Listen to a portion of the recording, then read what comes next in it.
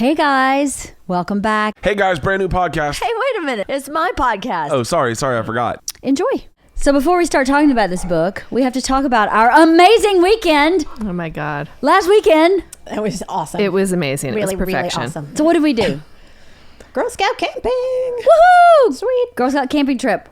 How many girls we have? 21? 21. Yep. 21 girls, 5th, 6th, 7th, and 9th graders. Yeah, 5th, 6th, 7th, and 9th. We had a death hike. Although no one actually died. No one died. No one was harmed in the making of this death hike. At least 3 people thought they were going to die. Oh, at least. It was like 3 National people. Lampoon's Vacation. It was. We went to this Girl Scout property that had a quote map. That's a very liberal term, map. Yeah, to say that Well, that was it had a a map. trailhead it on the was map. a It sketch. didn't have an actual trail. It was a loose sketch. Yeah. Maybe that's why he wanted us to map it. Yeah, right? Oh, that's so funny. It didn't even occur to me. Right? Yeah, One of the projects ranger was wanted you to- map the yeah. property. Oh, this is why. This is why, right? Oh, that's funny. Well, the map on our quote map, there was we were working on this badge or this journey. It was an outdoor journey for all the levels that we had, and one of the requirements is to take a hike, 20-minute hike, right? So when I had talked to the ranger, I had said, "Here's what we need: we need stargazing and we need a hike." And he went, "Oh, this is perfect property." I was like, "Awesome! It's 60 acres." Surely that there's going to be some hiking, because I'd been to this property before and I definitely did not see 60 acres. I saw a few acres, but not 60. So I was like, okay, well, I'm sure there's trails that lead away from the property. So there was, on this quote map, there was this one section that said trailhead. It was like the entrance to a trail. I was like, awesome. That must be one of the hiking trails. It was the only trailhead on the quote map. It's true. And it was an entrance to a trail. It was the entrance to a trail. It may have been the exit as well. It may have been a trail for a ram. It may have been. One of the Totally. goats were supposed to be For a there. mountain goat. It may have been a mountain goat trail. It was kind of straight up and down. It was kind Yes. of up and down. On the edge of a cliff. On the edge of a cliff. Next to an electric fence. Okay, so maybe it was a death hike. Maybe it was a Maybe death just a hike. little. Yeah, we had crowded cars. We had to get a cover of a couple people. Leave some carcasses up in Kern County. But yeah, it was it was an interesting hike. It was like It was very fun. up and down, up and down, up. It was a tough hike. It was tough. It was yeah. very was tough. a Those tough girls hike. were not used to it, that's for sure. No. But Not used to it physically or emotionally. Correct. The emotional breakdowns that was happening on the reg was pretty funny, because I thought there was a small part of me inside where I was like, you're really crying over this? If you fall, it's dirt. You're not falling off a cliff. Right. There's no cliff. It's just a big hill. If you fall, you roll for a little bit. Except, of course, not even, because there's a million trees. And there was so you weren't 21 going to of us. go that far. It was the Right. added excitement of the possibly electrified fence that took it to the next level. which, by the way, was not electrified. Not at all. It was not electrified. and then one. But it only took us, 45 minutes into the hike to discover that it wasn't actually electrified. It may not have been the most well thought out. We had these evaluations we had the girls fill out afterwards to see how we did, and one of them said, maybe investigate the hike before you take the hike. And we were like, yeah, I got it. Whatever. And one girl It's an did reach adventure. out on her fall Yes. and grab The electric fence. the electric fence, yes, and that's how we discovered. And then another girl grabbed the stinging nettle plant, Yeah. and had a handful of stinging nettles. Yes, but the funny thing is that the girl who grabbed the stinging nettles, this was not her fault. She was legitimately She fell. tumbling and grabbed the closest thing. But this child is the most likely to get thorns in her out of any child I've ever met. Any Any happened person. this weekend was with her. Yeah. I gave no medical care to anyone but her. Oh, I one have- more. And one more. One more. Actually, there is one more. One more. And there- Literally every Pretty- time that child yeah. has been to my house, I have to keep the tweezers ready because I'm like, there's no, how did you even get this thorn or Tweezer at the ready. yes. Yeah. She had a thorn on like her thigh. How do you even get a thorn on your thigh? I mean, were you rolling and we didn't know about it? That takes some effort. Like on the top of your Although, thigh. I gotta tell you, she had the best She had the best attitude. time. Oh, Yeah, she really she had the did. best It was time, so too. good. Like, Yeah. and Yeah. stinging nettles hurt. Like, that is painful. No, I know, It and is she really not- had a great she attitude was about so it. good. She really was awesome. Yeah. She was. She's a For good all kid. of her injuries. They're good For kids. all of her injuries and the death hike. Right.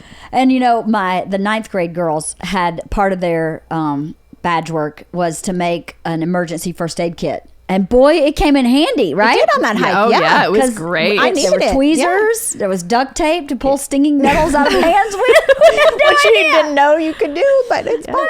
Yeah, it was awesome. It was awesome to have made that and then to have used it like on And this to trip. have like those girls use it. yeah. Like that, there was one girl who totally stepped up and was super helpful. Like it was very interesting. Yeah. There were some girls in that troop that really like came back to help kids who were struggling. Yeah. Like those girls are so awesome. Yeah, they all are. have such good hearts. Yeah. It was really, It was I so really much liked fun. them. And then one of my favorite parts was driving home. One of the kids in our car turned to the kid next to her. They were all so tired. Nobody slept Friday night. They slept a bit Saturday night. We were exhausted. All this hiking. I see you. I'm patting Priscilla. But she turned. They were all exhausted. They were just sacked out in the car. And she turned to the kid next to her and said, "Are you going on any trips in the next while where you'll have to learn a foreign language?" And the kid was like, "No."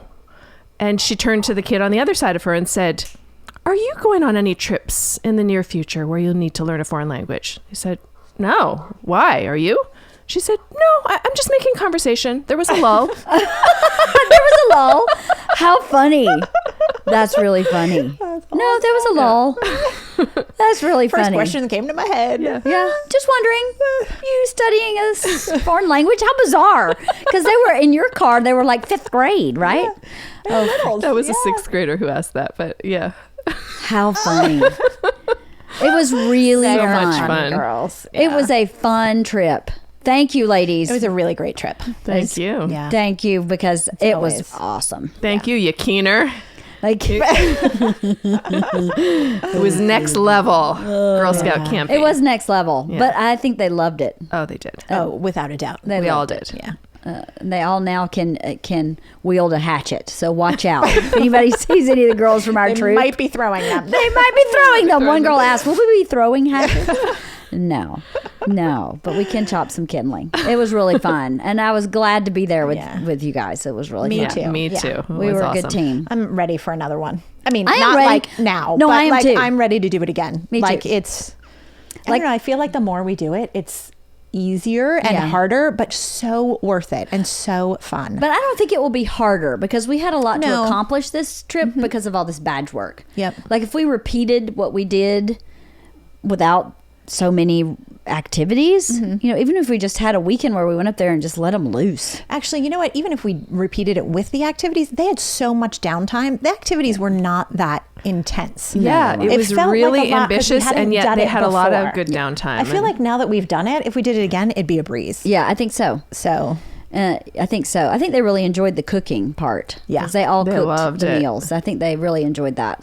So if we go again, we'd just make it maybe more about that because Even more, yeah. yeah, because the meal cooking is time consuming. It's not even labor intensive, really, because making those charcoal towers was super fast, really easy. yeah, you just got to wait for You them just gotta to wait. get hot, and then you just- got to wait for it to cook. But Yeah. yeah, it was not hard. No, it's not hard. It's Yeah. just time consuming. Right. So maybe, what do you think, Kathy? Should we go back in January, Martin Luther King Jr. weekend? I'm ready. I'm ready I actually too. I'm looked on ready the too. calendar to see if it was open. Is it open? I think it is. Oh, yes. Well, It's I'm really into hard it. to read the flipping calendar because, of course, Girl Scouts does not make anything easy. No, they don't. Because on the calendar, I don't even think things are labeled the way that they are. Like the ranch house was on there, but Amgen House? no, it was called something different, I think. Huh.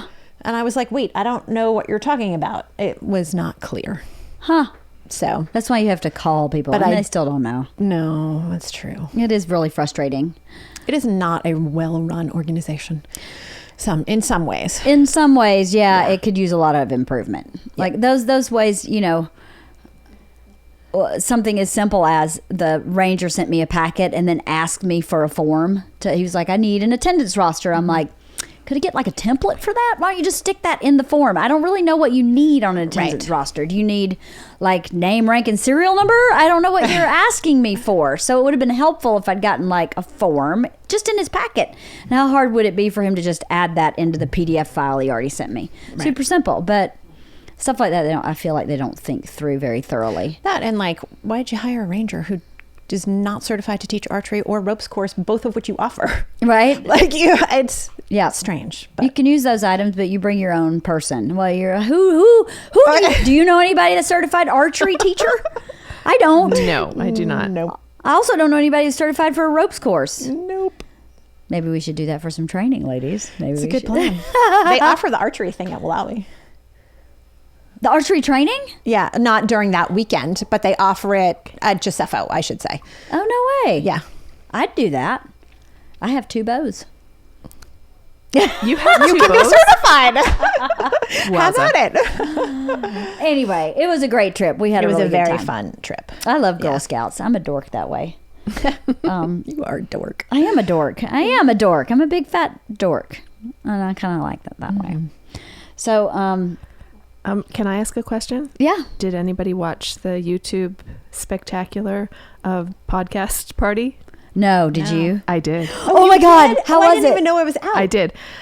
Oh, clearly don't look at social media. No. It's on our Facebook. It's on my Facebook, on Wife of the Party's Facebook. Shit. And I put it out on Twitter. Clearly I don't pay attention. I almost texted you guys about it, but then I thought, we need to be fresh for the podcast, and I will vomit out all my thoughts. Oh, vomit your thoughts. no. Vomit. So, wow, we were absolutely right. All of those people were very, very young, and wow, we really stuck out.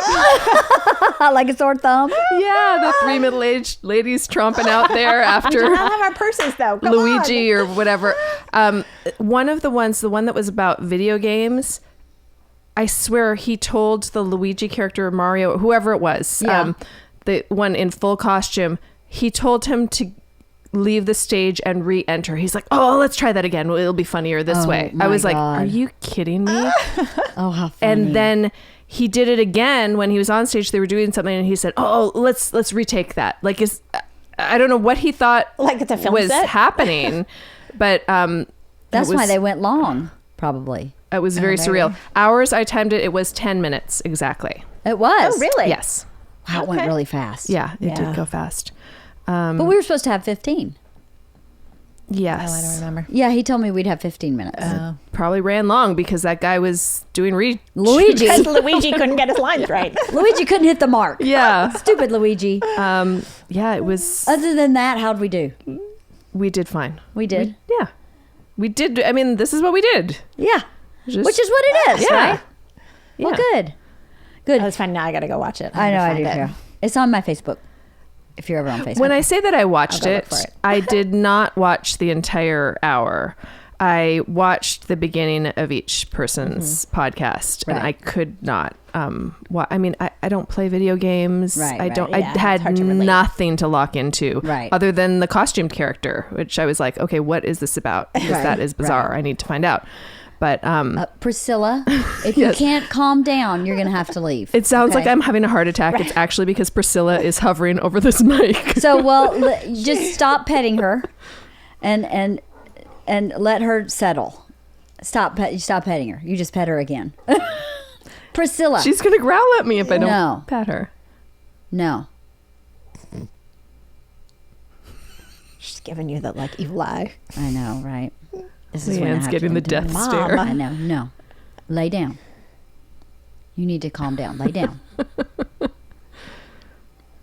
Okay. So anyway, we'll see how she does. I may have to speak to her again. If not, she has to go out. See, now she'll lay down. Good girl, Priscilla. That's a good girl. Okay. Now she should be okay. She's just like a child. You have to just set the boundary, and then see she's working on that boundary. She's trying to get back in the lap. Priscilla, my notes, lay Priscilla. down. Okay, so we read this book, Girl Wash Your Face, We right? did. Yep. Yes. Thoughts and feelings, ladies. Kathy. Kirsten? Yeah, I can tell by your face. Kathy didn't like it. I fucking hated this book. You did? Hated it more than I can imagine. Why? Hated it.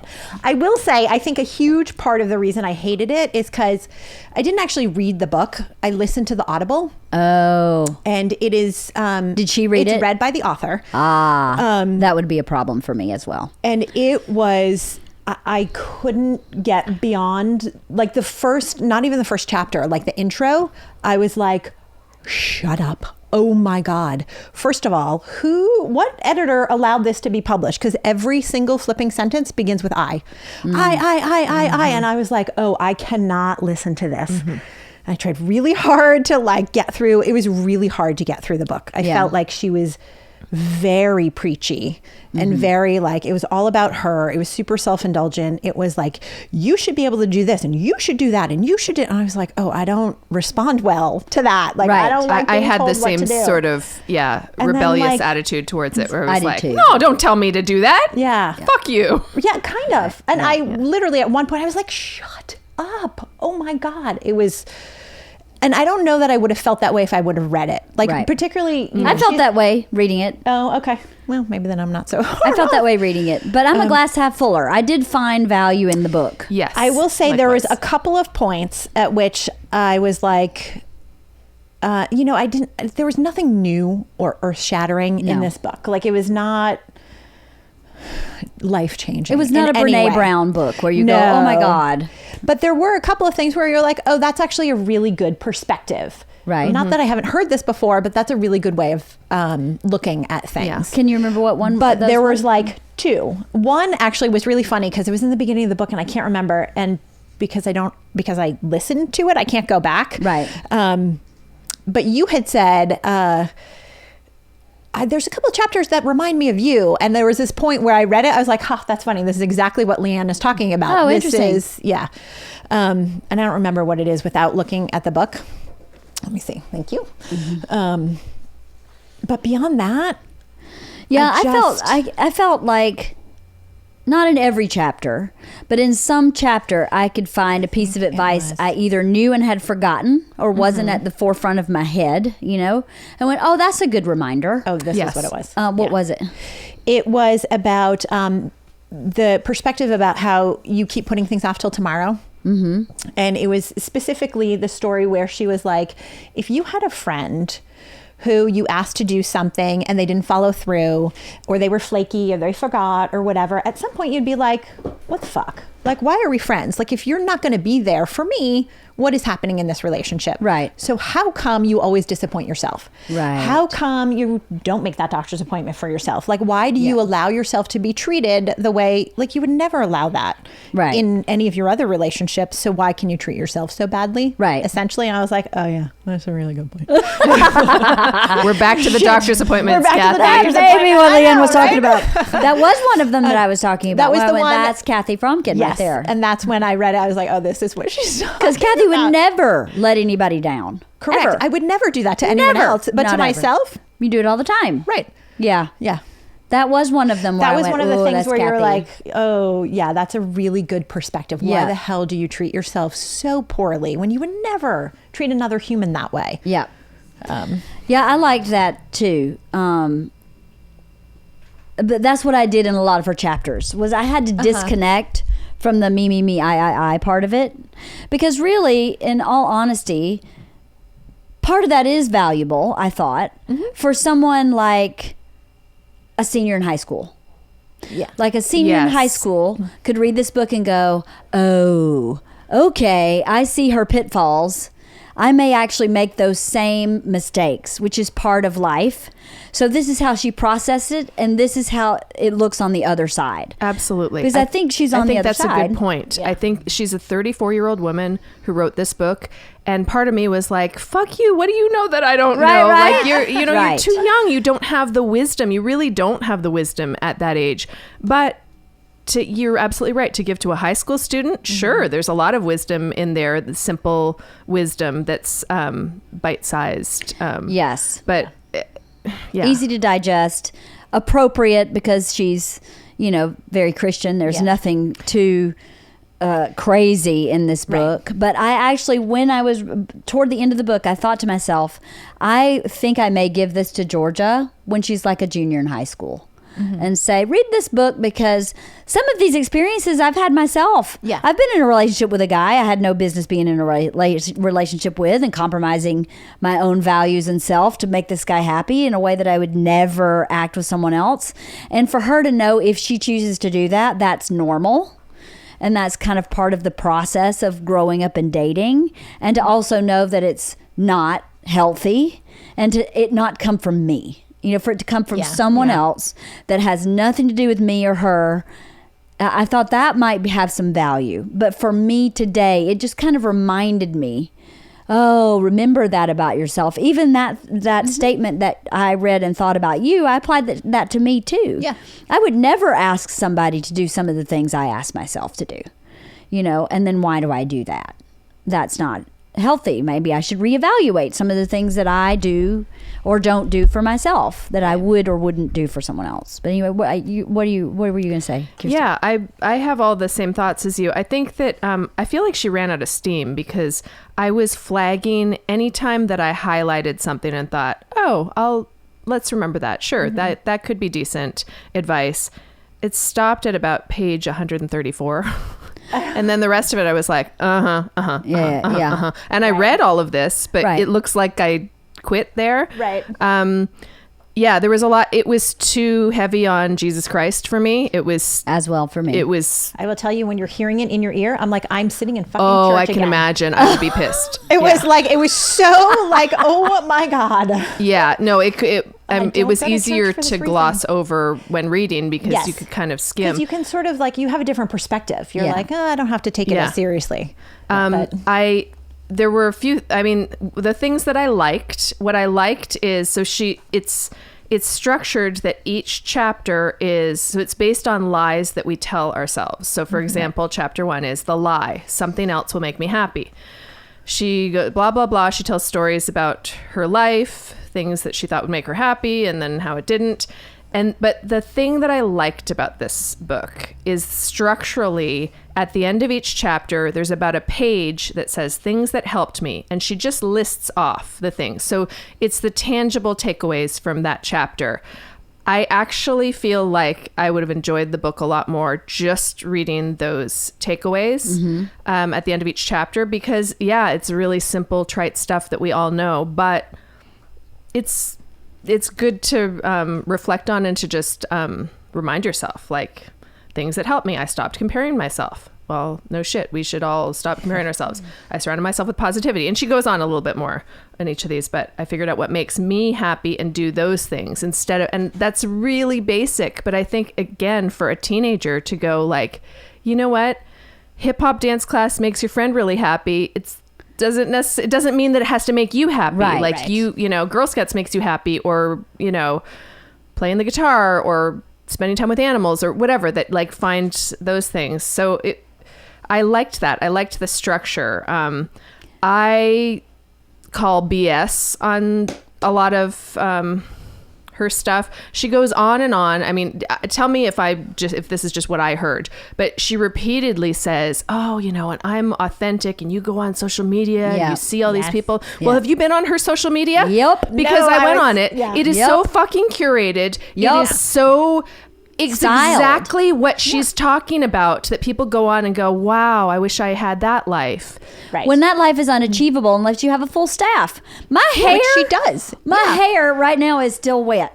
Because guess what? I busted my ass to be able to get to do this, because I had so much work to do in my house to be able to sit down and talk to you guys for a couple hours. And as soon as I leave you, I don't come home until like 7 p.m. tonight. I'm leaving here from you and going from Dodger's appointment to pickup to softball practice to Costco to softball practice and back.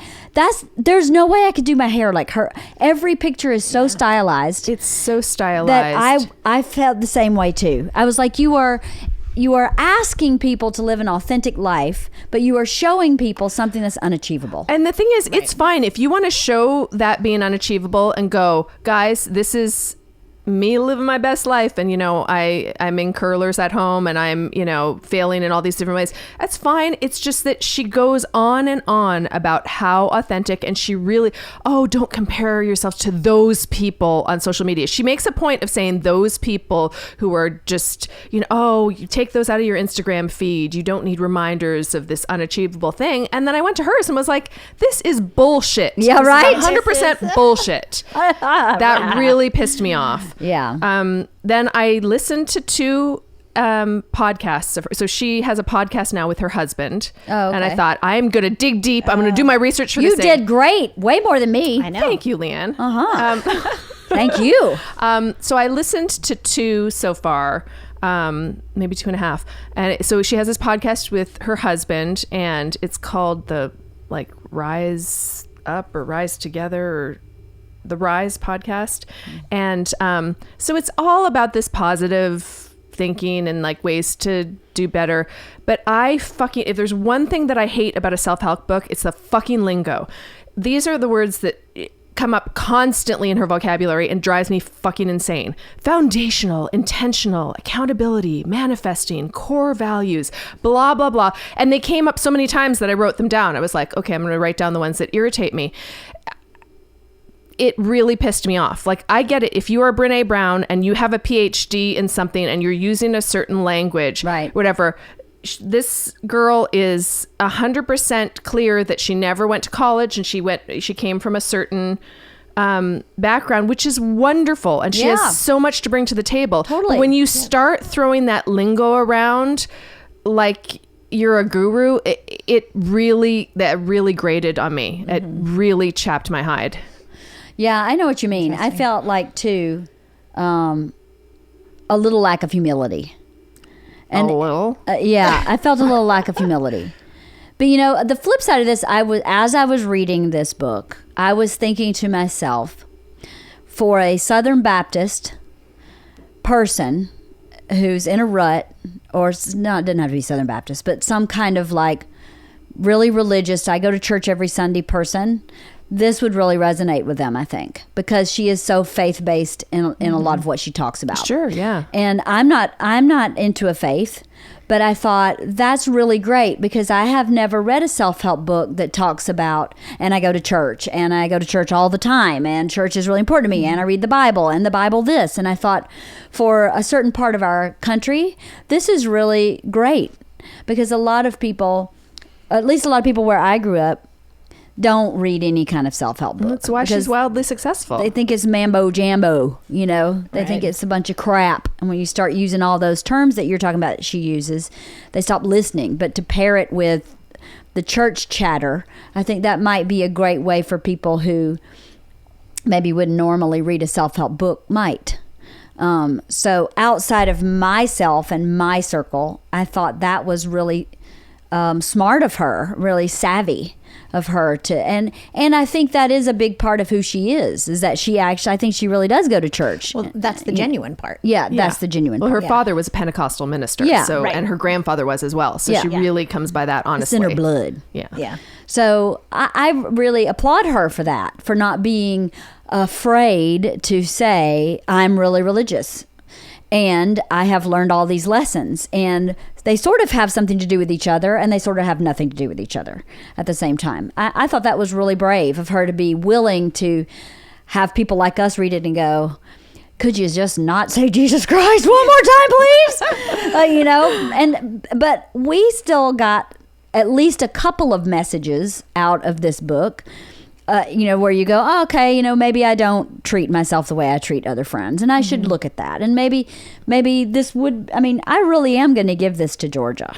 She's at Catholic school. That's actually a really good perspective because I do feel like it is for people who maybe don't have nearly as much experience or who haven't read a million other self-help books. Right. Because it really does feel very regurgitated. Yes. There's nothing new. Nothing except if you're 17, the Right. whole world is new. Right. Do you know what I mean? That is a whole different ball game. And I couldn't give Georgia Brene Brown. She would never read Right. that book. Absolutely. Or the, Not at 17. not at 17 or even at 16, Yeah, 15. whatever. Yeah. But And she would never read Deepak Chopra or Ian Van Zandt, all that. She would never get it. Not at that she's age. not mature enough. At some point, but maybe, I feel like part of what this book could do for a young lady like that is set their brain in the right direction. Like, they may not have all the answers, but to say, look how many times and how many lies I told myself when I was younger. And you're probably going to do some of this too. And that's how you learn and how you grow. Yeah. So whatever you're processing through, all the negative stuff, all the bad choices you're going to make is totally normal. And you can process through that.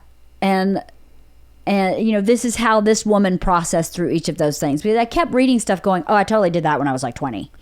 Oh, yeah, I totally did that when I was like first moved to New York City. Right. So, for that part of your life, I think it would be a good book because, like you said, I probably would have enjoyed it in my 20s, maybe Right. even in my 30s, dare I say. But yeah. But now I feel older and wiser, faster, more wrinkly, more just able been- to been through more and, identify the bullshit. Yeah. And good for her that she's so successful. Yeah, absolutely. Good for her. That's another thing it's very aspirational to go like, there's the negative side of me that's like, who the fuck are you to write this book, self-help book? Who are Right. you to tell me this stuff? But then there's the positive side going like, you go, girl. Who are you to do this? And she's made this huge empire for herself. She has 11 employees and, she's doing really well. She has got a gazillion. She's doing what she loves. Fans. She's super happy Yeah. about it. Yeah. That's great. That is definitely something to aspire to. It is. But- And she was able to kind of make lemonade out of lemons. Yeah. In at least 20 different ways that she was lying to herself and she made that lemonade. I thought that was really a good thing to take away as well. Right. But I'm like you. I kept going, I cannot stand reading this book. I am going to just the good part is the chapters are short. And it's really short. It's Yeah. 215 pages, and those are light pages. They are. I mean, sometimes, I don't know, I look at this in books when it's like at the end of a chapter, and sometimes there's like a whole blank page in between chapters because there's like 2 sentences on one. So it is a very light book. Easy read. Yeah. It's fast read. She and her writing style is very easy to understand. There's no like big words that you can't, wait, let me read that sentence one more time. I don't think I ever did that. It's not complicated. Right. It's super simple, really fast read. And I did get a lot out of it in that. Let me see if I could be more specific. I should have marked a bunch of stuff down. I flagged a shitload. What really I liked about her is the stuff about I'm bad at sex. That chapter was awesome. I actually That's so interesting because that's where I was like, nope, I'm out. funny. Yeah. So I'm bad at sex. This is what Bert and I've talked about this a lot. I had a date rape in college, and that's very traumatic. And I kind of buried it in my psyche for years, right? And I was very abstinent for a time in those years. So I think I was just a wreck, right? And then when it unearthed itself, I was in therapy and I was working through it and everything. Sex for me was about conquering. It wasn't about pleasure. It was about something else. And I think it was from that trauma, because my sex life before that trauma was very healthy. I mean, my first time having sex as a virgin was the sweetest experience, like the storybook experience of losing your virginity to a virgin. So it was like, it couldn't have been a more perfect experience. And all my experiences with sex before that trauma were very appropriate and loving and great, right? So after that trauma, I think I disconnected from sex emotionally a bit because I wanted to have it. I wanted it to be good. I wanted it to be fixed. And so I would just do it.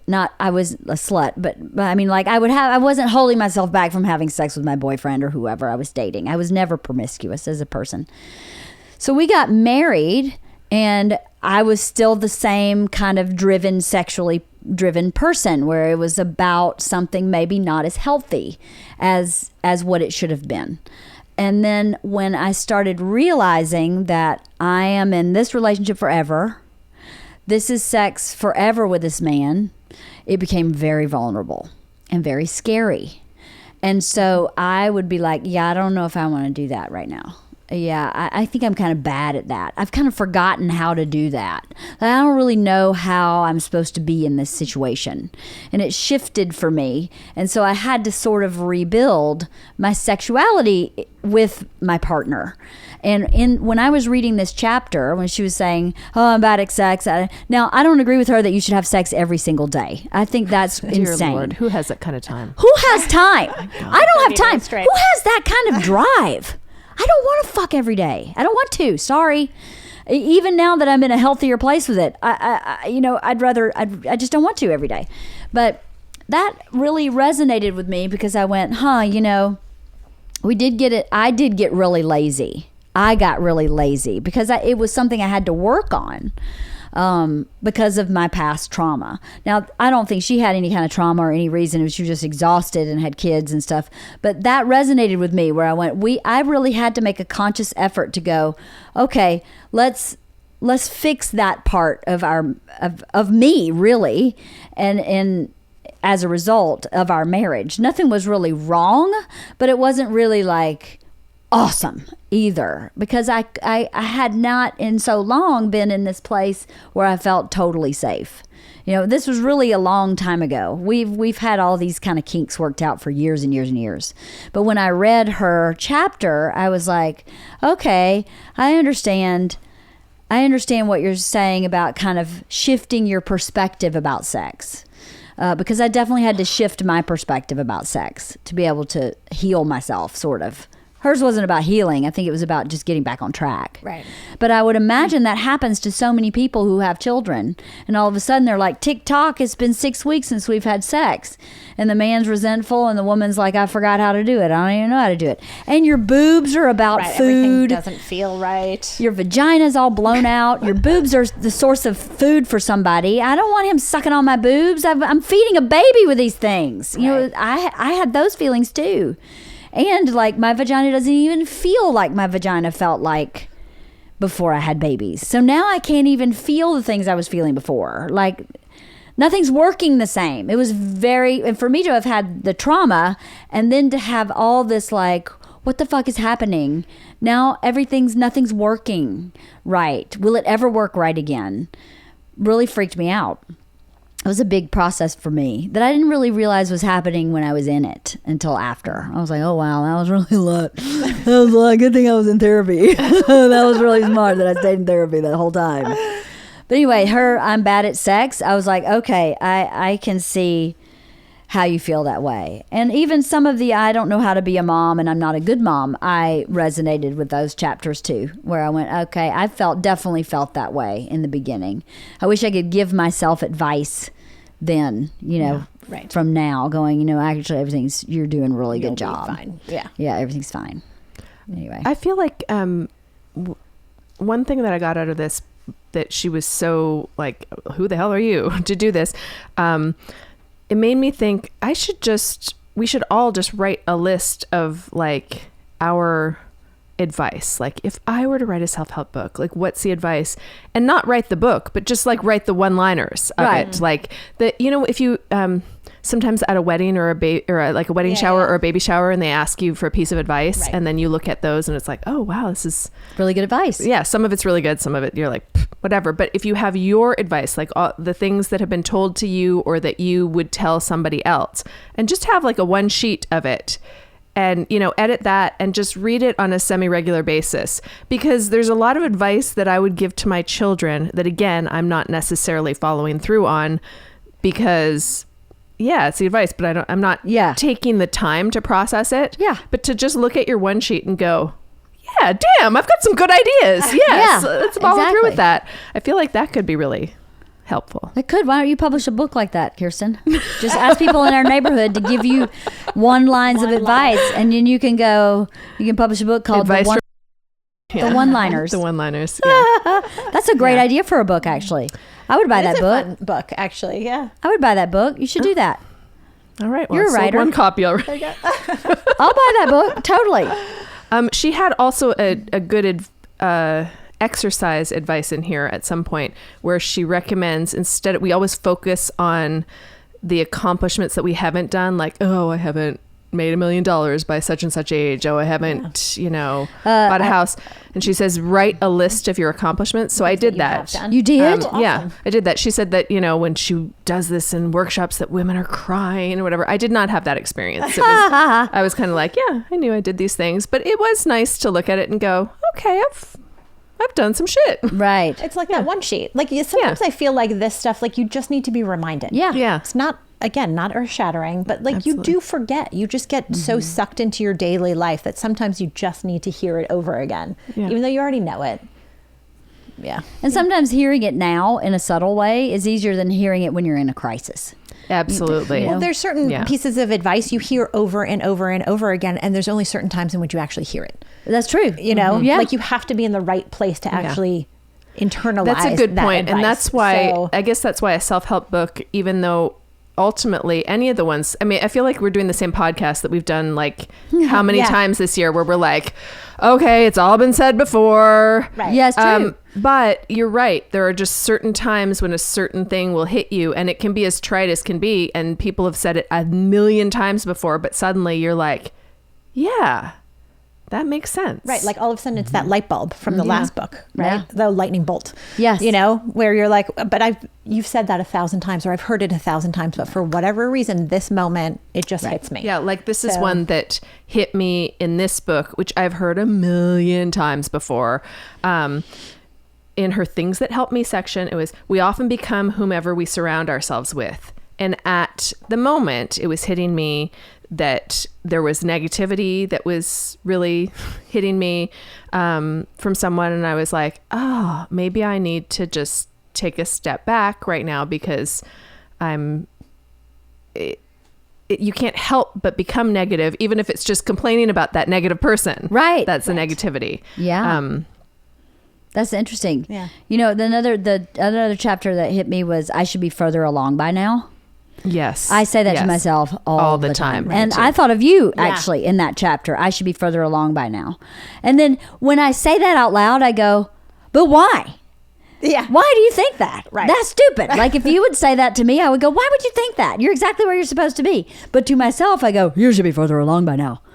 You should have 50,000 people downloading your podcast. You should already have lost 10 more pounds. You should, but why? Why are we so kind of punitive on ourselves and measuring as to where you are in life? Why? Is it an American thing? Is it a No. female thing? Is it a human thing? What is it that makes us measure so much and then be punitive with what your discovery is? Because like you said, you made a list of all your accomplishments. If I made a list of my accomplishments, my head would blow off. I would be like, wow, I've done a lot. What am I worried about? But I feel that way a lot. I should be further along. I should already have this up and running. I feel like it's Me the too. punitive part, because like part of that is goal setting. Like if Yes. you want something, then it's good. You should have a goal. You should be achieving something, Yeah. growing in some way, whatever that might be. Yeah. It's the punitive part. Like, why am I not already there? Yes. Like that's really the part that's not healthy. Right. Like if you have the goal, then you're going to get there. You're going to achieve it at some point. Like Right. if you keep striving and whatever, you can get there. Maybe that's the glass half empty part of us. You know what I mean? Maybe. That like, Why am I I should already already there? be there. Or the anxious part, or the hungry part, or Maybe.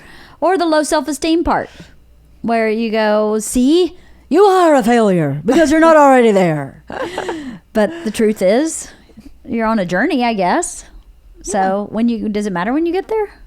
It's the journey that's the fun part, I guess. I don't know.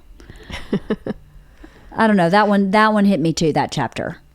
I should already be there by Right. now. And a million things came in my head. I should have already written my first blog.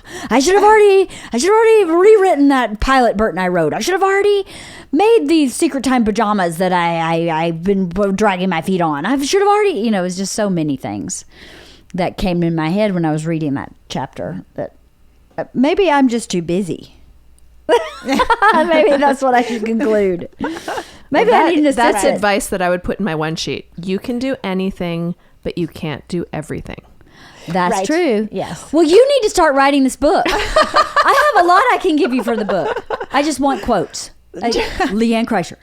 Quotes from Leanne Kreischer. Right? Wife of the party. Right. Wife of the party. wifeotp.com. Visit for everything else except this So book. Leanne gets a page. She has 97 pages. Yeah, just in one there. page? It's all of her No, credentials. I get a lot. You get a lot of We could pages. co-write this. As you're doing this, I was go, touch a piece of paper one time. There's an advice. I was like rolling these advices. Like, I'm going to start writing them down for her. You should do that book. That's a great book. It's a fun book. Why are you laughing? Joking about it. No, don't joke. Do it. You should be farther along by now. Fuck you, Leanne. I mean, you came up with it 5 minutes ago. Shouldn't you already have it published? Right? Come on. What are you waiting for? I would totally buy that book, though, seriously. And if you ask people in this neighborhood, they will tell you. Just send me a quick email of the one piece of advice you would give your teenager, the one daughter. Okay, I will son. commit right now You to should do sending that. that email. You should do That's what I that. will a commit to ton. doing. You will have a ton of info. You will. And you can, you're great at writing it. Be prepared. Anyone else also could send it to wifeotp.com, the contact, and I will awesome. forward it to Kirsten because that is great. You know, there's one of my magazines I subscribe to has 2 pages. I think it may be HGTV. That is exactly that. They'll have a topic. You know what I'm talking about? Yes. And then it'll be like, what? How do you fix lunch boxes? Yeah, I feel like a couple of magazines have that. I think Oprah has a page like that, and like maybe Real Simple, and Oh, maybe it's something Real else. Simple. Yeah, And it was HD. It's one of yeah. those bigger in size magazines. You know, Real Simple and HGTV are kind of bigger than the regular magazine in size, like width and height. yeah. And I read those pages every time because there's Yeah. inevitably one or two where I go, that's really good. Yeah. Yeah. So you're just doing that. I mean, not just, but that's really Yeah. what that is.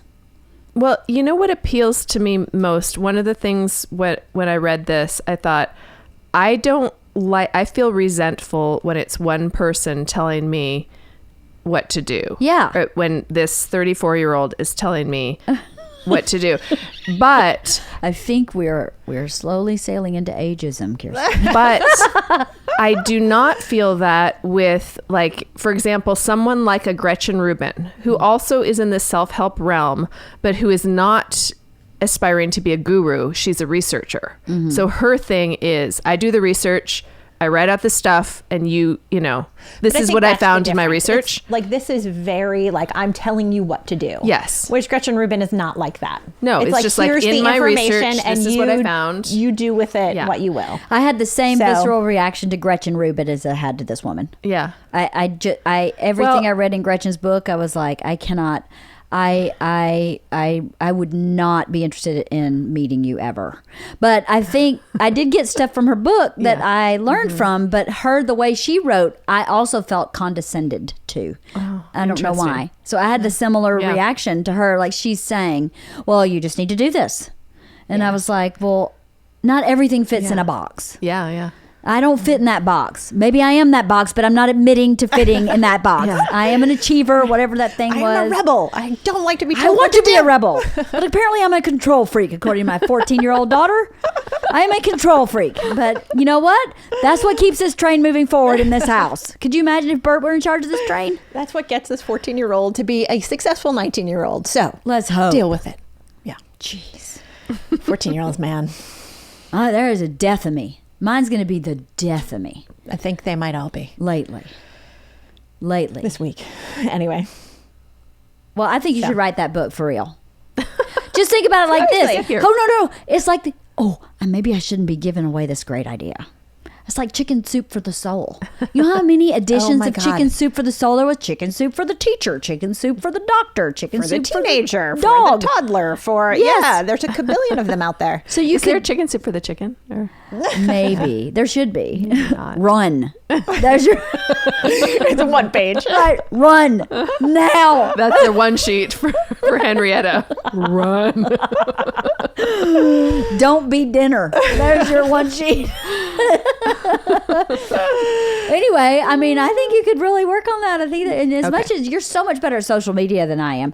Actually, somebody on my Facebook, really nice lady, had all this praise for my stuff, and she was like, I think you need to step up your social media game. And I was like, oh, the You're like, shame. yeah, Kirsten told me that last week. The shame. I was like, I wanted to say to her, I can't even spell social media. I don't even know what half of that shit means. I don't know how to do anything.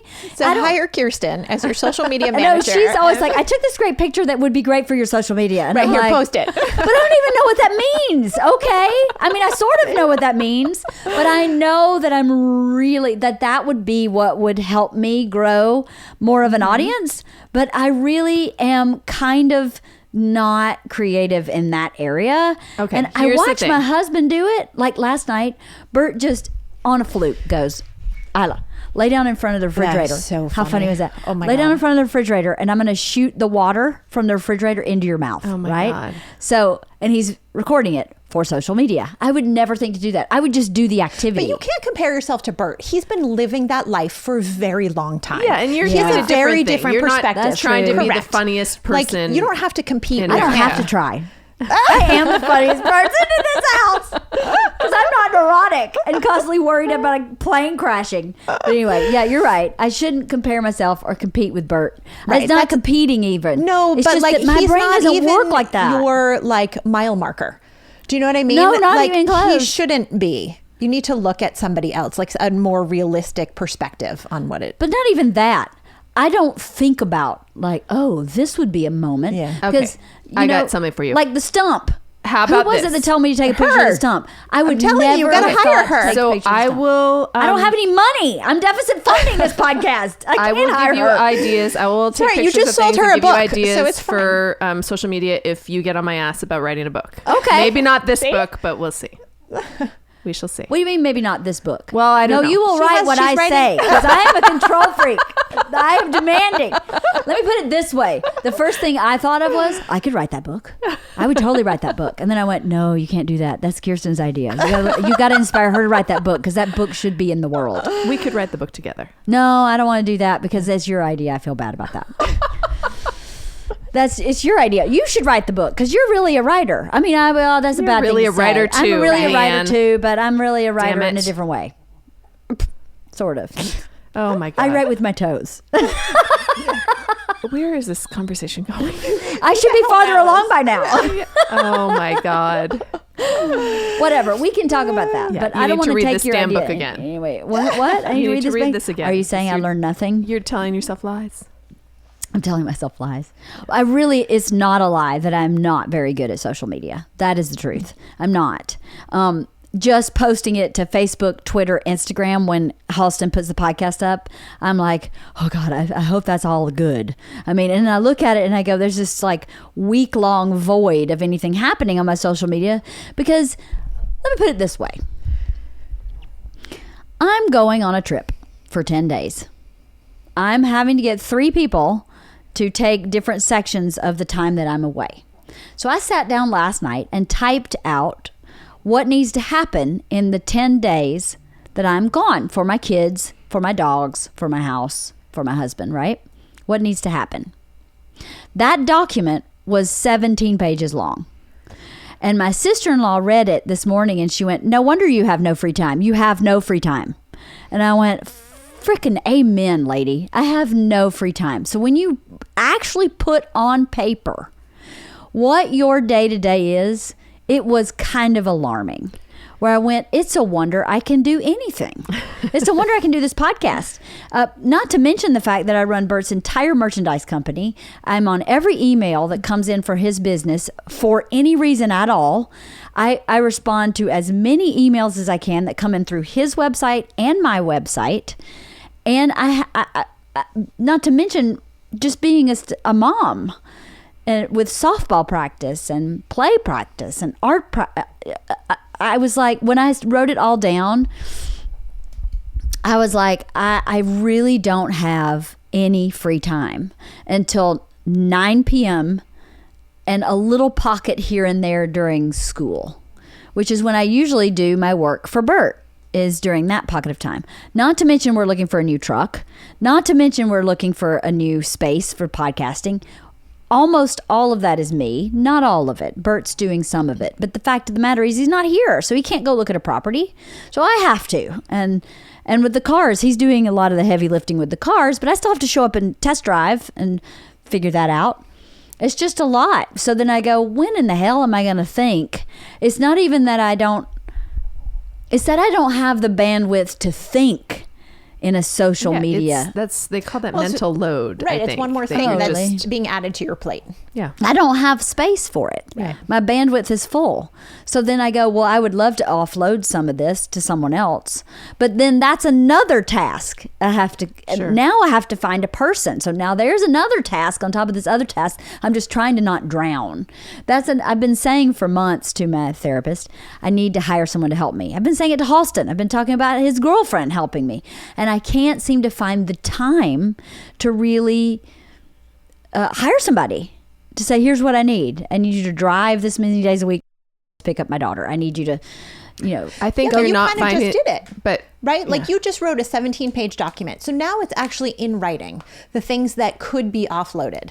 So you've Some of actually it. sort of started that process unwittingly. You're right. Because you have to do this for this trip. You're right. Right? So That's the beginning. maybe the beginning is there. So now you can even have the conversation with somebody. True. That is true. It is in a very organized and concrete fashion now. Yeah. Now I can go back and put the stuff I need help with, like during school hours, would be grocery store, Costco, pick up to dry cleaning. That kind of the minutia of life that I don't really care about, but wait it a has minute, to be what done. happened to the Instacart. I still do that. I do Instacart. I do Costco online. I still do that stuff too. But sometimes there are things like that need to be offloaded to people, But so you're about to have a giant flight, a couple of giant long flights. Yes. When you are a captive audience on an airplane, and you'll do some sleeping, but you're going to have a ton of time you could set aside a block, an hour, a couple of hours of that time to go, you know what can I offload? What am I comfortable offloading? Because I think another thing is happening. I think because you are so competent and a bit of a control freak. And also that you're a good mom. I think that there's a part of you that's going, well, I don't know if I want somebody else picking my kids up. No, I don't. Or there's a doing piece the of whatever that's things. the connection. Yeah. Yes. When you're driving, that's when you connect, or I feel like I do. 100%. It's when you chit chat and catch up and things come out. Yes. Yeah, exactly. Because once they You're get right. home, then it's all about homework and about all the schedule that they have and you have. And it's not that. I'd rather hire someone to run my social media than hire someone to take care of my kids. That's really what it is. I'd rather, but this doesn't have an income. So how do I justify hiring somebody, which is the thing that I need to get this podcast to a place where it makes an income? I need to do it until it can sustain itself, is the way I feel in my brain. Even though I know Bert's podcast sustains this and Open Tabs, no problem, effortlessly, and could probably take on that cost too. But then you do offload the stuff that you don't care about. So don't offload the trip to school. Offload the Costco trip, or you know what I mean? Offload that stuff. Yeah, that's what I mean. I would offload the social media because I don't enjoy it. No, but what I'm saying is offload the other stuff so that you can step up your social media game. I see. So that eventually Yeah. you could offload it because you'll have more subscribers or Whatever. however the hell that works. I don't know how it works either. either. Ask her. She knows. Barely do. More tweeters. Or is it tweeters? I don't know. I don't know. Twats? No, it's not that. It is not. Hey, If you twats. have more than one twat, you are in trouble. Maybe that's what she called our listeners. In the beginning, Bert was like, you need to find a name for your listeners. Like how Mark Maron goes, hey, what the fuckers? Hey, what the fucksters? What the fuck buddies? Maybe I can be the twatters. Oh my God. No. Who wants to be that? What the we're fucker all is a little different. bit of a twat. There's a little twat in all of us. I don't think people want to admit that, though. Well, then they really need this self-help book. The lies they tell themselves. That's a lie that there's not a little twat in everybody. Come on. What does twat even mean? Is it the same as cunt? I think so. I right? don't know. I guess. I don't know either. I don't know. Sorry, Aunt Carol, if you're listening. I just said a whole bunch of curse words. Sorry. Oh, the vulgarity. Anyway. Oh, boy. Well, okay. So I'm going to keep you on task with the book, and you're going to keep me on task with social media. Yes. Okay. Correct. That sounds good. I like that plan. See, something came out of this book after all. Something came out of this book after all. And for me to actually get some time on those massive flights, I will have to get Sandy drunk not and talk. passed out. Because we're either going to be sleeping. I don't know if she's going to be like, oh, you're working on social media? No problem. You're making a list of things you need to do at home. I don't know if you've ever been on a trip with She may Sandy. not be like that. I don't think that will work. We'll try, though. We'll try. We'll see. I'm kind of excited about this trip. I'm going to Vietnam. So, awesome. and she's got this itinerary that changes daily. Every day she goes, okay, here's what we're going to do now. We're going to Ho Chi Minh City, and then we're going to some other Asian word, and then we're going to some other Asian word. And I'm like, I don't even know what that word is. Is that a city or is that like a car? I don't know what you're talking about, where we're going. So, but I guess Hanami Bay, I think it's called, is one of the 7 wonders of the world. I didn't know that. Did you know that? No. It sounds familiar. It sounded familiar to me too. But we're going to go see that. Awesome. I can't wait to see.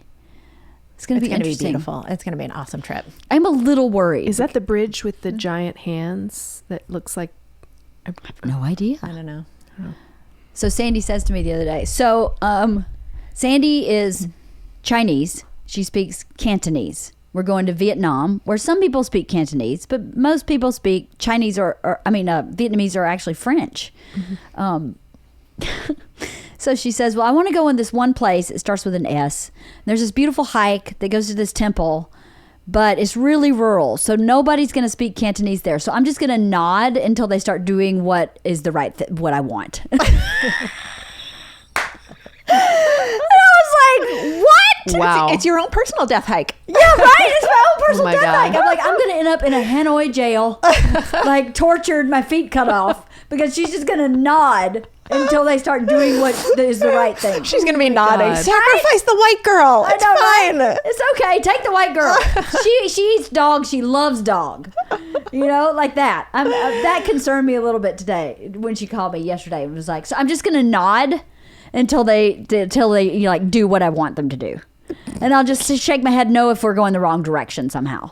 I'm like, oh my God. Okay, so I may have bitten off more than I can chew I can't here. help but strategize your life here. So Sandy is going to be working though. One day. Oh, She's working one day. 1 day out of 10 days. Are you serious? She was taking a 10-day trip of which she needed to work one day. She also has to find her uncle who has been missing. And they hired a private detective to find him because she has to deliver Caress soap to him. What the fuck? She told me she has to deliver $2,000 in cash. Okay, Chocolate that and is the Caress. book that you're gonna write. This trip. Oh my It's God. Vietnam. The Vietnam cast. Oh my God. But she's delivering a suitcase in which there will be $2,000, chocolate, and Caress soap. And she said To her a mother, missing man. right? To a missing man. They've found him now. Oh.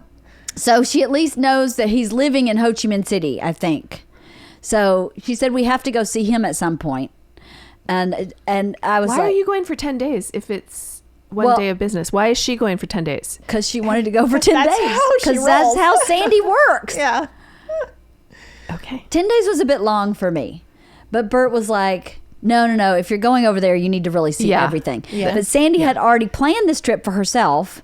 And then Bert was like, oh, you should take Leanne with you. And she was like, oh, I'd love that. And Bert was like, okay, then she's going. And I was like, wait. There's a whole household that has to run here without me. I have to make sure I have sitters and It's going to be great. and it's fine. I've got it all handled. But I'm yeah. happy for you because I feel like just a few podcasts back, you were talking about how I haven't been anywhere. I've only been to Mexico and to London. London. And Italy, yeah. You're right. And yeah, you were just It's going to be awesome. I'm really gonna be looking forward to amazing. it. Yeah. It is the little, anything Sandy does is a little refugee. So I guess we're sleeping on a boat one night. We're sleeping on awesome. a train one night, an overnight train. She said the train is rough. She was like, I don't know if you can handle the train. I was like, girlfriend, I lived in 5 trailers. I think I can handle a train in Vietnam. Vietnam's like the redneck of Asia anyway, is what Bert said. They're like the rednecks of Asia. And I was like, Fit perfect. right in. I'll fit right in. I just don't want to eat dog. Other than that, I'm good. I feel really bad if I ate dog. But anyway, I'm excited for that trip. yeah. awesome. But you can you can silence Sandy for an hour on a plane. I mean, like how long is the plane? Like 14 hours. Okay, 14 hours. I'm going to sleep 8, hopefully. Yeah, but you can carve out an Yes, I hour, can. You're even right. in an airport. You have Yeah, to you're wait right. a lot for an international flight like that. You can carve out an hour Yeah, you're right. to even just have a list of like all you already have your document. So all the things that you do in a day, things that I like on the list, things that I don't like. Yeah. It can be that She's simple. keeping you on track already. I know, right? Yeah. See, it's A good. whip cracker. Uh-huh. Holy cow. I like it. 2 upholders. 2 upholders. I am an upholder. Are you an upholder too? I am. Yeah. I didn't remember that. Yeah, I'm an upholder I too. fly under the radar because I like to say that I think of upholders as having like a type A personality, and I think that I have like a type A- or a B+ personality. Like I'm not, I don't accomplish as much as you would think that an upholder Well, would, you but should have already have more done by now. You should be farther along. You should have by written now. this book by now. damn I mean, we've been it. talking about it for 45 minutes. I know, so for the right? love of What's Pete. wrong with you? Yeah, I didn't like being an upholder either. I didn't like that. When that was my diagnosis, I was like, oh, chronic illness. I don't want to be an upholder. I want to be a rebel, and I don't have any rebel in me at all. I wonder too if some of that is from childhood, of having to uphold everything for yourself as a survival mechanism. Like, I wonder if I really was supposed to be an upholder, but I had to be an upholder. So I wonder. Interesting. And Yeah, now and it's I'm an just- eldest child, which is, comes with its own things. Do you Yeah. think it's nurture rather than nature? I wonder. Interesting. I mean, Isla is 100% nature. She is a rebel. She's going to do things at her own pace in her own way. She's also a product of her dad. She is a who's product the of her same dad, way. Who is a rebel. And Georgia is, I think Georgia may be an upholder, but is that nature or nurture? Because I'm an upholder. I've set the tone of upholding. Right. So is she just doing that because of me, or is that her real nature? Is her nature that she would be a questioner, but she might be the other one. Yeah, what the was the other one? obliger. Obliger, that's She it. might be an obliger too. But oh no, that was an interesting book. As much as I pooped on Gretchen Rubin, I liked the content of that book very much. I did. I learned a lot in that book. It was hard for me to read that book, though. I had a hard time getting through it. I'm feeling a little self-help burnout. Are I was you? just thinking, Right wow, now? we've read a lot of self-help Yeah. books. You think so? I just started The Gifts of Imperfection, which is a short self-help book by Brene Brown. It's really short. It's like 100 and some pages. Then it's a leaflet more. A pamphlet. I like a leaflet. So then what are you reading if you're not reading self-help? Fiction. Yeah, well, yeah, but I mean, what specifically? I'm in love with this author, Candace Fox. She's. I read one of her books based on your recommendation. Oh, did you like it? What was it? Into the Woods? No, In the Woods? Oh, In the Woods. That's Tana French. That's my other favorite. Oh, that was, okay. Yes. What has she written then? Candace Fox wrote Crimson Lake? Crimson Lake. That was the one I just read then. Yeah. Was it good? It was good. Is it a actually. thriller? And In the Woods was good too, actually. That was a really those are good my book. 2 favorite authors. Oh, And really? Oh, that's funny. They're They were both based on your women, recommendations. and they're they both write crime fiction, and it's pretty gritty. Yes. Yeah. It is. Crime fiction, but just really strong characters and But like quick and easy and Yeah. really engaging. Like you get sucked in and you want to page finish turners, it. Yeah. but well-written page yeah. turners, not just like a page turner that's like, okay, this was written poorly, but I can't stop reading because of the plot. Right. This is just like great characters and Oh, that's cool. Yeah. page turners. Yeah. That's very cool. I just finished David Sedaris' book, Calypso. Oh yeah. I liked it. Yeah. It wasn't, my favorite of his books, but it was really interesting. He talks about his sister's suicide, and some of that was really vulnerable. And she was, I guess she had some mental problems, and he just kind of shut her out at a certain point in life, and then she ended up, killing herself in such a drastic way, and she'd attempted several times in her life. And it was an interesting book. He talks about his mom's passed and his dad is still alive, and how they kind of keep the family together. I was talking about that with you and Jeannie the other day. Yeah. When someone dies, and how do you go back home? And so he bought a house on the coast in North Carolina, which is a place he used to go. Their whole family would go every summer. So he just bought a house so that they had like this neutral territory where his siblings and he and his dad's in his 90s, can go to for Thanksgiving and for like monumental things that happen throughout the year where they need to get together, and that was a really important thing for him to do to keep his relationship with his siblings. If you have the means, that's ideal to have the neutral. Yeah. Yes. Well, obviously he has the means. Yeah. But it was a really interesting book. It was not like any of the books I'd really read of his before. It was still David Sedaris' voice, clearly, but it was kind of like, some of it was kind of sad. Not as much of a laugh riot. No, it wasn't a laugh riot. There was one story in the very beginning where I just cried laughing. I don't remember even what the story was about. I think it was about a fight with his, longtime boyfriend. That was hysterical. And then the rest of it was more poignant, more kind of like a glimpse into his life, sort of. The fact that he picks up trash for 8 hours a day in London was pretty fascinating. And I was like, wow, when do you write exactly? If you're like picking up trash for 18 hours a day, what the heck? Maybe you're a little bored.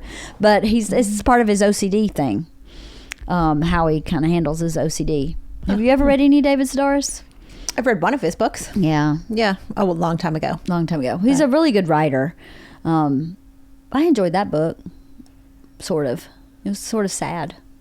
But then I haven't been reading any other fiction. I bought Crazy Rich Asians because it was, the movie was good. And I thought, well, that came from a book. Maybe I'll read that book. But I just can't seem to bring myself to start it.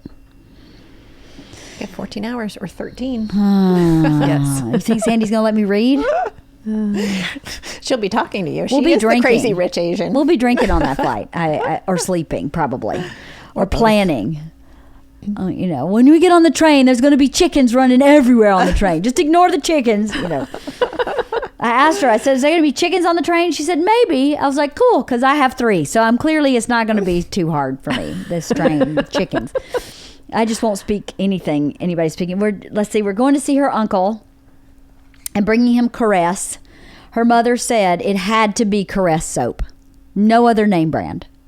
And I'm thinking, if you're in a communist country, don't you just kind of take whatever soap they bring you? I mean, if you're getting some U.S. soap, would you think cha-ching? No, it has to be Caress. Okay, as your self-appointed social media advisor. Yes, Bert? I mean, what? You have so many photo opportunities in Vietnam. Yes. Well, Bert told me. And in the airport and the plane, for God's sake. He used to do this podcast on like a Zoom recorder. It's right over there. He was like, you just need to take the Zoom and podcast the whole time you're there. Like every night, sit down and talk about what you did. And then we can like edit it together and you can have a whole big podcast. Yeah, the Vietnam podcast. Your trip and then all these two-parter, 3-parter. Yeah, so I'm going to see if I can do that. I'll see if I can do that. I wonder if I could just do it in the voice memo of my iPhone, right? Do I need to carry that thing? Because I'm limited on space. Okay, so this lady, the book that we just read, Rachel Hollis, their podcast, the very first one they recorded, the quality it wasn't this quality, it wasn't Holliston quality, but it was, they recorded it on the voice memo from their iPhone while they were driving.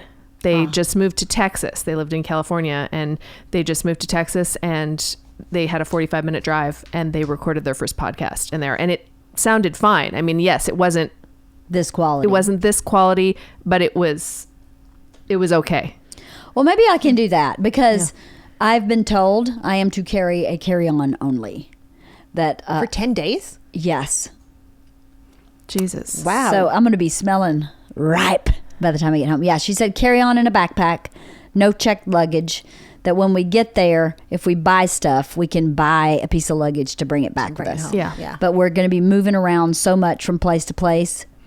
No checked luggage. So you guys can do a podcast even from the airplane. Right. Yeah. That's a good idea. See how you think? See, my bandwidth doesn't work like that. My bandwidth just goes, gotta get to Vietnam. What am I putting in this suitcase? I know Bert was at a meeting the other day where, I'm going to mispronounce this, Ogio bags. Ogio. I have no idea what you're talking about. Yeah. It's a name brand of like duffels luggage. And backpacks and luggage. Okay. Probably too fancy for me, Leanne. It's too fancy for me too, since my luggage came from Walmart. I mean, I bought my hard case. Bert's got like this Rimowa. It's $1 million per bag, and I get mine's at Walmart because I'm like, you know what's going to happen to that bag? The first time you use it. Yep. The first time you used it, someone stole it. Oh God, really? Stole it. Never came home. First time he packed that Rimowa, it because never it's $1 million. came home. Because it's $1 million suitcase. Yeah. They don't give a shit what's in it. That suitcase is $1 million. What do you do? Got 2 more. Because that's smart. But I refuse to do that. I'm like, I travel like twice a year. I don't need a $2,000 suitcase to sit in my garage. Or to get beat up.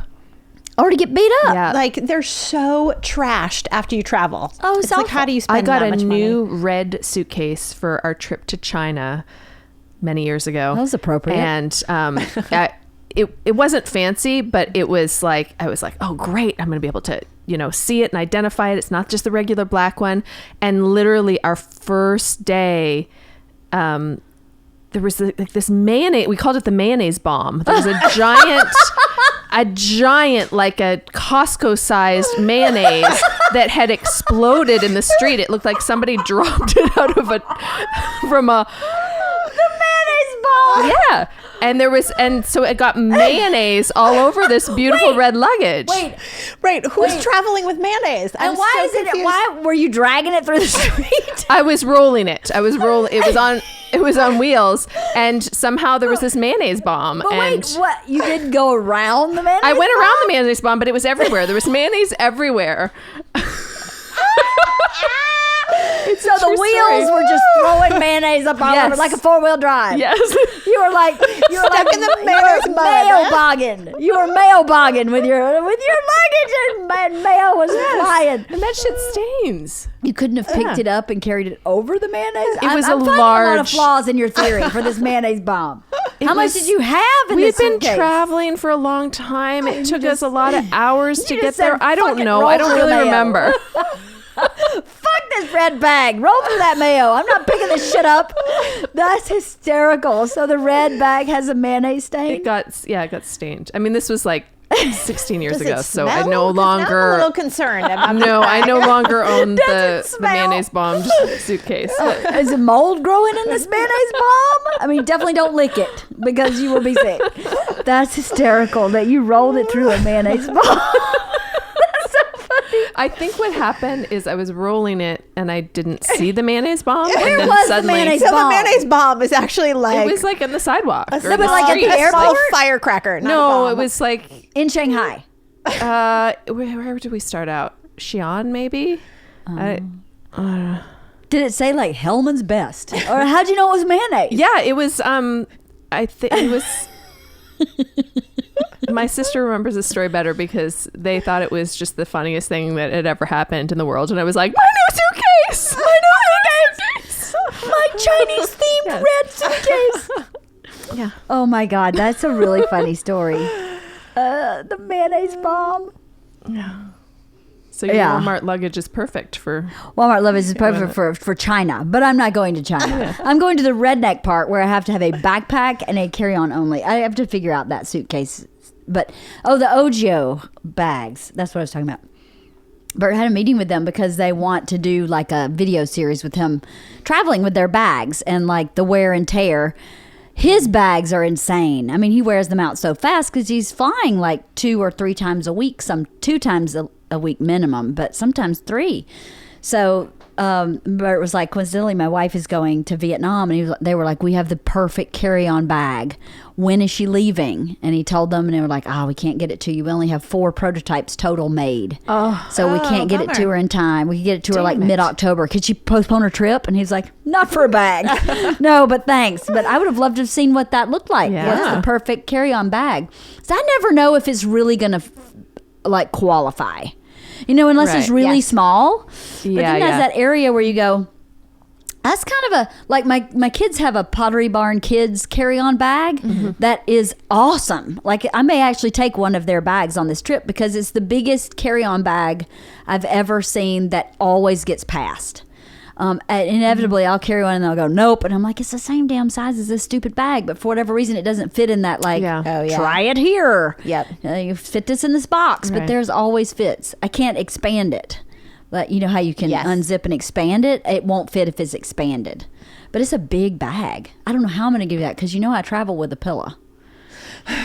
That's the challenge with the carry-on only is how in the world am I going to get this pillow? Wait a minute. in You your travel backpack. with an actual pillow, like not a neck pillow? I travel with an orthopedic pillow. I've had neck problems my whole adult life. I didn't know this until this recent chiropractor I've been going to. I have a deformed vertebrae in my neck, number 5, whatever this is, L, neck 5, whatever is L or S, or whatever the 5 is. C5. C5 maybe. Yeah. The number 5 is deformed, so like the one part of it is too long, and so it kind of slips out of place and is painful. And I didn't know why it was always painful, but sleeping on this orthopedic pillow, I have no pain. If I don't sleep on an orthopedic pillow, I have a lot of pain in my neck and in my shoulder joint. How in the hell are you going to travel so light with? That's what I'm talking about with this orthopedic She's pillow. bringing pillow and underwear. Pillow and panties.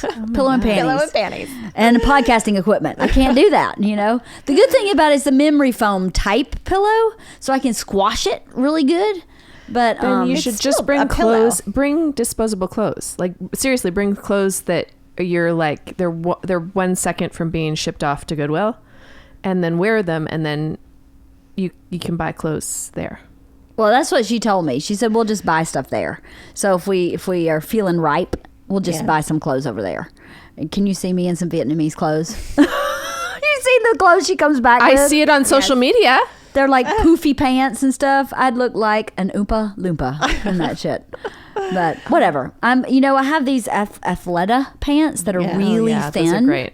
That I have 3 pairs of those. So I'm planning on bringing all 3 of those, and then because they're light too, and if it's really hot there, Right. I think that would be good. That's great. And they can be kind of flattened into just really thin t-shirts. Everything really you don't thin. need more than 3 pairs of pants. It's still pretty hot over there too. It's really hot and be- really you know- humid apparently in Ho Chi Minh City. I hate pants and humidity. Yeah. Lots of hair ties. Bring a lot of hair ties. I don't do well with humidity and That's hair. good. Like you don't need anything like heavy. No, she said So- the place we're going on a hike, it will be chilly at night. So I should have a jacket, but I can't fly without a jacket. I mean, I'd be freezing on a Right. on a But then flight. you'll just be wearing it. Yep. So that's easy. Yep. And hopefully I can leave my pillow in the hotel. So I go from place to place. Can I carry my pillow? I feel really ridiculous to bring a pillow. There's part of me that wants to try sleeping on a regular pillow, but I would be so unhappy if I were in pain that whole time. For 10 days? For 10 days. No, you gotta bring a you pillow. can't chance it. So, and if I didn't have it's so funny because now that I minute, though. diagnosed a deformed vertebrae, it has legitimized my neck problems somehow in my brain. Where I go, can no, you actually, buy a smaller version of your pillow? I have the smallest version. I have 2. I have one that's really big, and then I have one that is pretty small. But I have been wondering if I could get like, because really what it is it's like a pillow with a valley and a mountain, right? Yeah. And the mountain goes under my neck and my head goes in the valley. So how do I recreate that in the appropriate height? Because I had to go get sized for this pillow. I didn't just go buy like at Costco, one of those They memory have them, foam. yeah. No, I had to go get the right size for the height of my head, neck relation to the mattress. So I wonder if I could just duplicate that space in my neck. You know, like if I ever get stuck somewhere and I have to sleep with a regular pillow, I roll a pillow up under my neck, but I still have a little pain the next day. So, or maybe I just jack up on Advil and booze. Don't worry about it. What a solution. It's a good solution. Very Well, you know, I healthy. do live with Bert Kreischer. So, I don't know. I got to figure out the pillow. The pillow thing makes me nervous because I'm nervous to travel without it. No, you have to take Right. a pillow. But then that's like so much space in my suitcase. I don't know. Yeah, that's unfortunate. Undies and yeah. Can you imagine Sandy when I pull that pillow out of my suitcase? She's going to lose her mind. She's gonna lose her mind. You brought the fucking pillow? I just brought the pillow. Hey, save it for the next podcast, lady. Yeah, there you go. There you go. All right, we should wrap this up. So what's our takeaway from this book? Give it to our 17-year-old daughter.